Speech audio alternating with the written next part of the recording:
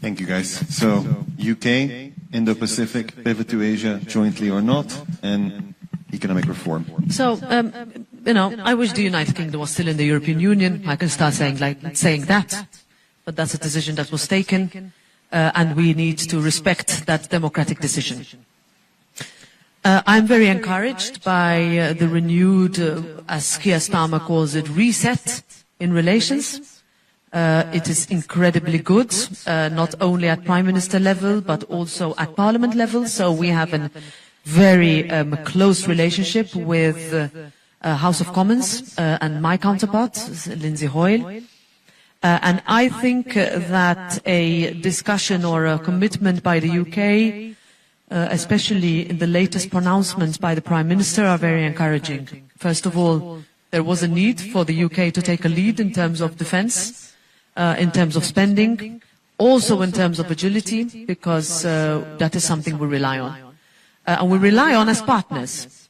And that means also that discussions will need to take place in terms of production, of equipment, trade agreements, procurement, licensing, patents, all of this. There is a big willingness on both sides to step up. I can tell you that we continue to rely on UK intelligence, for example. UK has some of the best intelligence agencies, if not the best in the world, if I can say that. And I think we need to be clear about it, because we rely on that significantly. And I actually rely on that as a parliament and an institution that is quite a vulnerable one, in the sense that we have 7,000 people, 720 members, all with individual opinions, some of which are not liked by some autocracies. And those are usually followed by a significant effort to take us down.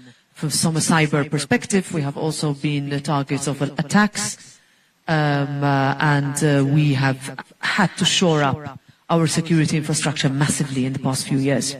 Carlo, fully agree. Do we do enough? No.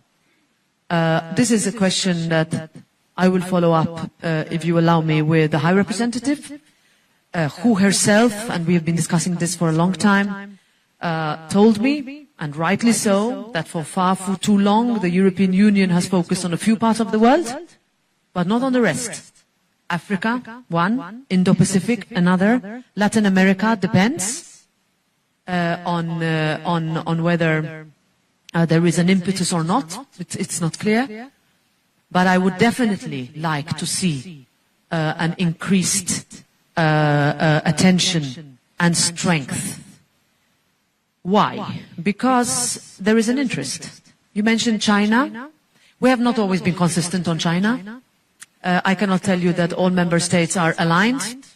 There is significant differences of opinion based on economic relationship, but an overwhelming or at least common understanding that this is a country that relies on a completely different value set to ours. And there I think we can align with the US, and we can be clearer with the US on this. I cannot tell you that it will happen, but that's my position, and it's definitely the position of the Parliament. And you will have strong majorities there. The Draghi report. I agree with you that, we love reports in the European Union. We love to commission them. We love to have press conferences when they are published. Sorry, I have to be really careful. I'm being recorded. I'm being recorded, right? A lot of summits. Yeah.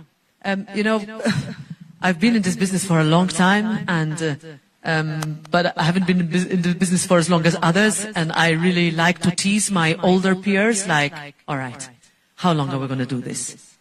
Mario Draghi told us to inject 800 billion euros a year.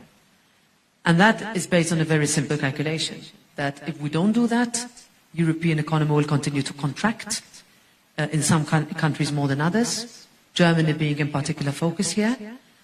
Two, that it is a question not only of where you find the money, but how you use the money. It is not a question of the European Union not having cash. It is a wealthy continent. It is how it's used and how much, equivalent of, also in the Draghi report, 300 billion euros lost every year because we have fictitious borders. We've spent so much time removing internal borders for us to say we have free movement, only for them to be immediately resurrected whenever a virus turns up, whenever a public event turns up, whenever there is mistrust between one country and another. That agility is what will it take for us to inject money in our economy to be able to become competitive. We have great universities. We are the #1 continent in the invention and creation of patents, but a fraction of them result in investment in Europe. The rest come here. Why? Because access to capital is impossible. It is impossible for you to start a company if you do not have that capital. It is against our culture, somehow, to fail and start again. The concept of having movement between the public sector and the private sector and back doesn't exist. And if we don't take that from that excellent report, that I can't face my voters in 5 years' time when I go, 4.5 now, and tell them, you know what, you told me to do this, this and this. Actually, wasn't our fault. The governments didn't let us, or one country blocked us, or I didn't find the majorities. I can't afford to do that anymore. The voters gave us the strongest and clearest of messages last June, and they want us to get our act together. And we get our act together if we manage to make the step from being the beacon of talent to keeping that talent and growing it.